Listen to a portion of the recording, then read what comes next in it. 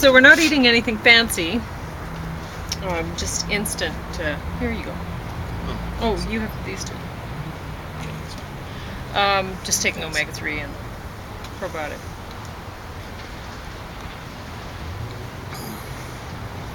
And I have to get ready to go soon. But You're heading to not the library. no, I was going to go to that Baptist church. What were they doing? Some sort of seed thing? No, the sewing. Oh, that's right. Yeah. But It was anyway, free, kind of. What is it? Lessons or something like that? well, I suppose you could look at it that way.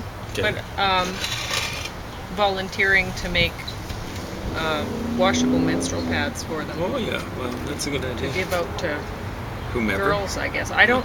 Honestly, I have to find out more about what they're doing Mhm. to let you know. But that's what they're doing. So anyway, I'm going to talk about this green lid, the compostable compost bin, and I do have one. I got these given to me. They come in a package of a set of 5, and you could use them as plant pots if you're making tomato. Growing your tomato seedlings, this could be your last stage. Like if you're growing really big tomatoes, so you want to get lots of big fruit, then you want the plants to be quite large before you put them out. So this could be used for that, for the last step of tomato pots. And then you could just plant these. So what you could do, I'll see if I can get one out. They don't have a hole in the bottom, but you could put a hole in the bottom, and then that's a plant pot all of a sudden. So when I first looked at these, I thought, oh, well, these are peat pots. But no, they're not. They're not made of peat. They're made of recyclable paper. So I've been talking about using your paper from your recyclable things rather than putting it in the blue bin. You can use it to make different things instead. And I've shown how you can use wheat flour, because it has lots of gluten in it, as a glue when you mix it with water to make the paper mache. You can also use it to make something like this, right? So if you think about it, this is just recyclable paper, and you can use recyclable paper, make it that way. And how would you do this? Well, do you have a plant pot or plant pots that you like the shape of? Or you like the size of, whatever, for growing your seedlings. And you could make your own seedling pots just in this way. So you just shape it. You can use, do it the paper mache kind of way around the pot. And then once you're done, just take it off the pot. But the easier way to do, because you'll notice when you're doing the paper mache, is that it tightens up around the balloon as it dries, right? So it'd be easier to put it on the inside, I would think, of the pot. So you have a plastic pot and you paper mache the inside of the pot, then it's going to tighten up and it won't crack, because you know it will.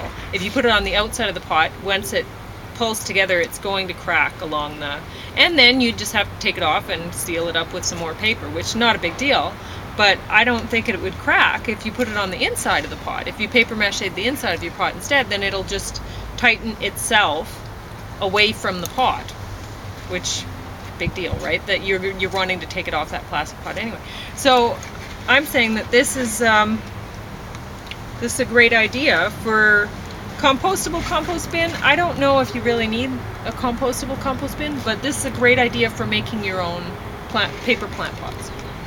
That you can then take this, I mean, you know it's paper, and it's not going to hold up really well, but it's thick enough and it's solid enough that if you're making your own seedlings pots, well, they're not in those pots for very long.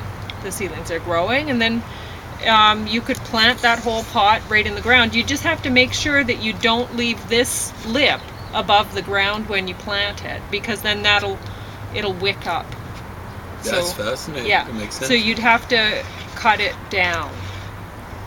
Cut it off So if you're planting, and tomatoes are actually really, they don't mind it. If you plant them too deep, that's fine. With a lot of plants, you can't. You can't plant it too deep. So usually when you're planting a plant, you plant it just to wherever the soil surface is, where it decided to grow to, that's the surface you maintain. So that's the level of depth that you plant it in the soil, right? But with tomatoes, You can plant them deep, and they're fine with that. So you could plant this whole, if you put tomato seedling in here, and say your soil only came up to here, you wouldn't have to plant it only to this level out in your peat bale or out in your garden.